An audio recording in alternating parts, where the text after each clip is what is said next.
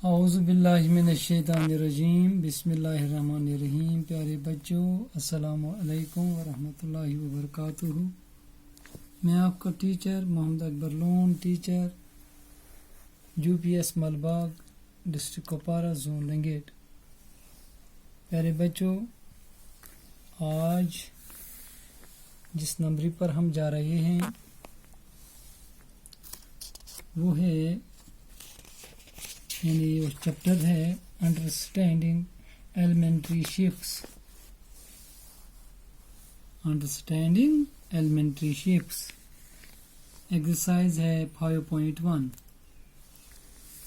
ये 6th class के लिए है ये चैप्टर।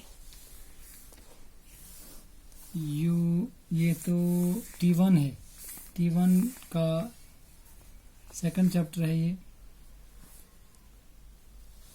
आज हम एक्सरसाइज अब 5.1 शुरू करेंगे। हाँ, तवज्जो रखिए। पहला सवाल जो इस एक्सरसाइज का है, वाई इज ए बेटर। हाँ, क्या सवाल है? Why is better to use a divider than a ruler while measuring the length of a line segment। दबान अगर हसा ऐसे लाइन सेगमेंटस मेजर आइस करुन इम खतर क्या रोज ऐसे बेहतर, ऐसे क्या करो यूज, करो रूलर बे करो डिवाइडर, यम से लेंथ ही लाइन सेगमेंट आराम सान मेजर करना। तो वो यह सवाल वोल वनान दवान डिवाइडर तो रूलर अम सत गई सही मेजरमेंट अक लाइन सेगमेंटु। Question number 1, while measuring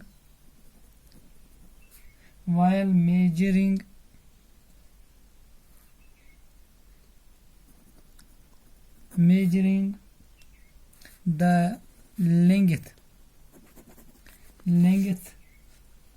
of a line segment,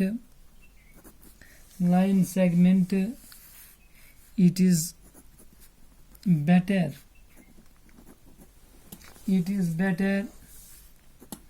to use a divider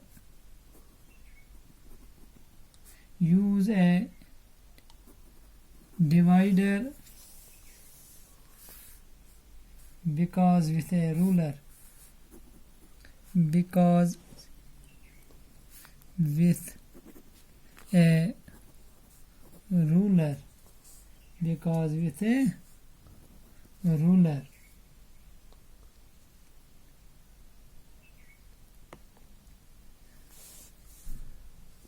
बस ये पहला सवाल था। अब इसी एक्सरसाइज का दूसरा क्वेश्चन जो है, ड्रा ए लाइन सेगमेंट से ए बी। गबरो नमोन अख लाइन सेगमेंट अथ थाव नाव A B. Take any point C lying in between A and B. पत करन गोबरो काम ये अख लाइन सेगमेंट अख न्यू ए बी, अत पे त्रावो अख पॉइंट अख अथ लाइन सेगमेंटस पे ये त्रावो point C. A and B measuring the length. पत अगर ये मेजर करो length A B plus B C equal to A B B C and AC is equal to AB equal to AC plus CB।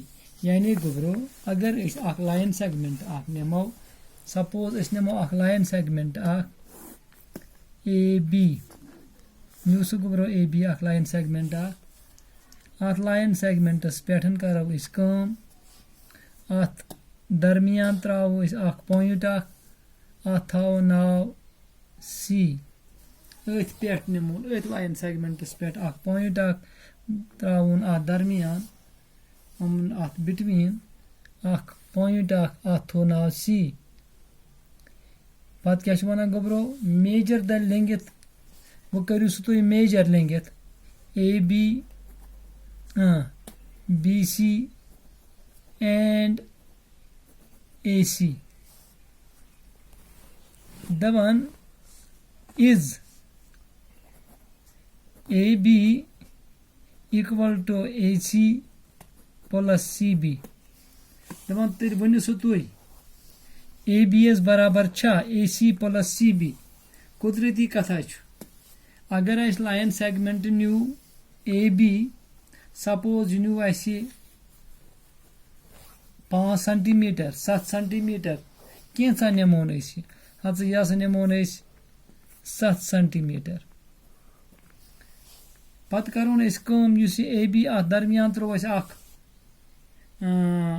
Point अत between अत दरमियान अत थो नाव C point सी पत दिन साबित कर ए बी छा बराबर AC प्लस CD वो सह गोबरो AB इक्वल टू ये वुन यह बराबर यह नमोन 3.7 सेंटीमीटर यह करोन मेजर यह ने 3.7 सेंटीमीटर गो यम सात नमोन यह करोन मेजर AC द्राव 3.5 सेंटीमीटर CB करोन मेजर यह द्राव 3.5 सेंटीमीटर गो लेखो AC plus CB equal to AB अगर AB छु यह क सेंटीमीटर छु यह द्राव 3.5 सेंटीमीटर प्लस 3.5 सेंटीमीटर अस पता AB क सेंटीमीटर 7 सेंटीमीटर गो AB इक्वल टू 7 सेंटीमीटर द्राव सह गोबरो गो यह सही कि युस ये सी पॉइंट छु C lies between A and B युस छु गो अस दित अमिस साबित करित कि ABS छु बराबर AC प्लस CB गो सह क्लियर दोयम क्वेश्चन तम पत क्वेश्चन नंबर 3 क्वेश्चन नंबर 3 छु वनान दपान छु if A, B to C are 3 points A, B, C कस पॉइंट हम 3 पॉइंट on a line अकिस लाइन पे हम 3 point such that AB 5 centimetre BC 3 centimetre and AC 8 centimetre which one of them lies between the other two वन सो तेल कुस point छु अत दरमियान वुचतो अगर नमोन AC न्यू 8 सेंटीमीटर न्यू सह गोबरो अच्छा पत क्या वनान नमोन पत AB चटून यतनसन यह चोट 5 सेंटीमीटर अम पत क्या करो AB 5 सेंटीमीटर चोट BC कोता नेर BC द्राव 3 सेंटीमीटर क्या AC टोटल नमुत 8 centimetre निथ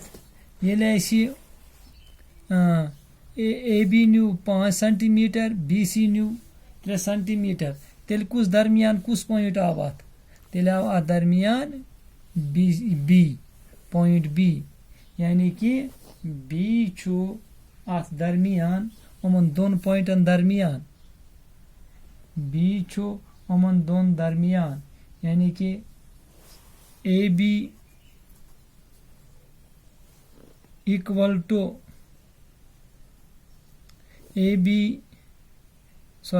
AC equal to AB plus BC AC कोता 8 सेंटीमीटर ए बी कोता 5 सेंटीमीटर प्लस बी सी कोता 3 centimetre 8 centimetre equal to 5 3 8 centimetre therefore A C equal to A B plus B C गौ so clear ये सवाल ते गबरो इत कन core यह सवाल त्रेयम सवाल हल गो अस दुत अत अमिस हयित अत दरमियान हसा आव कुस point B therefore B lies between A and C B lies between A and C. Go use exercise 5.1 अमुक मतलब गो 3 क्वेश्चन गए अत कंप्लीट इंशाअल्लाह सुबह करो अत पको ब्रोकुन करो 4 क्वेश्चन अत दियो इजाजत खुदाइस हवाल।